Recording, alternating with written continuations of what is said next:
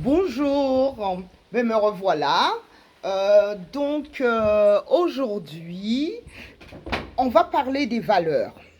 Alors, j'ai pris quelque chose pour vous que j'ai trouvé de Emmanuel Kant. Une maxime, la vie n'a de valeur que par rapport à l'usage que l'on en fait. Ok, alors quelles sont nos valeurs par rapport à la vie? Nous en avons tous. Nous avons tous des valeurs, nous avons besoin de valeurs pour vivre. Parce que sans valeurs, on ne saurait pas si on est sur la bonne voie, ce qu'on peut ramener à notre société et que ce qu'on peut emmener à nous-mêmes. Alors justement, aujourd'hui, on va essayer de voir quelles sont nos valeurs. Alors, la dernière fois, je ne vous ai pas demandé vraiment de faire une petite liste pour les besoins, mais aujourd'hui, je vais vous faire une petite liste. Tout d'abord, j'ai cherché avant cela l'étymologie du mot valeur. Alors j'ai trouvé, ça venait du latin valor, et ça voudrait dire quelqu'un qui se rend digne d'estime, puisque son dérivé est valere. Quelqu'un qui se rend digne d'estime. Mais en quoi on se rend digne d'estime? En faisant quoi? C'est ça. Qu'est-ce qu'on a en nous qui fait que pour nous et pour notre environnement, il y a quelque chose comme de l'estime. Et cette estime, c'est de la valeur. C'est de la valeur qu'on a en nous et c'est de la valeur qu'on ajoute à notre environnement. Donc il est clair dans ce thème pour le changement, c'est quelle valeur on apporte à notre société. Qu'est-ce qu'on peut ramener à notre société? Qu'est-ce qui va donner à notre société, elle aussi, une valeur? Alors, dans les mots, vous allez faire une petite liste, vous allez choisir pour vous qu'est-ce que vous pensez de vos valeurs. Donc, il y aura, c'est quelques mots, j'ai mis honnêteté au début. Donc, soyez honnête avec vous-même, hein, déjà quand vous faites ça.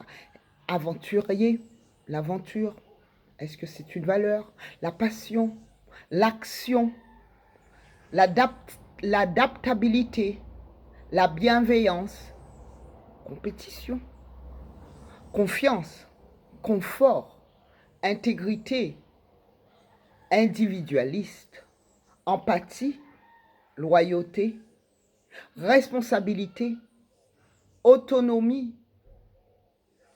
unité spirituelle, vitalité, sécurité, et j'en ai oublié plein d'autres. Donc à vous de définir pour vous quelles sont vos valeurs. Donc c'était juste une idée. Et puis une fois que vous aurez défini cela, vous allez les classer.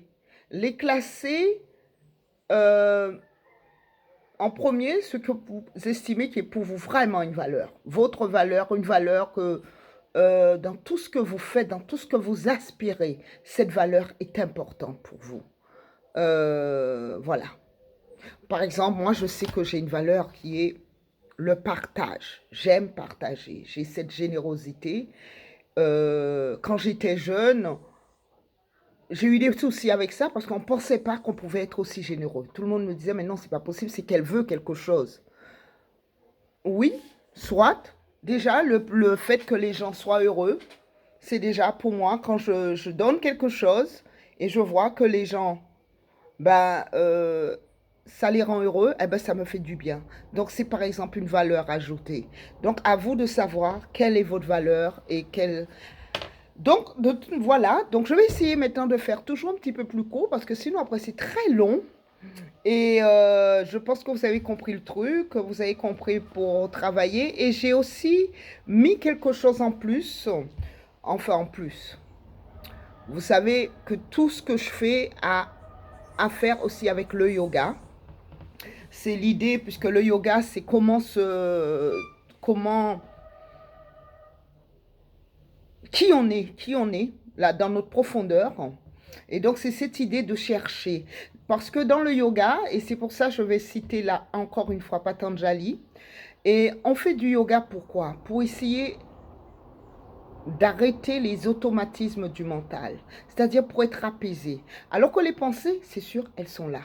Elles doivent être là. Sans penser, de toute manière, on n'est rien. On en a besoin comme outil. C'est un outil. Mais cet outil, il faut savoir bien, hein? Voilà. Donc, je ne trouve pas le mot. Chacun met son mot.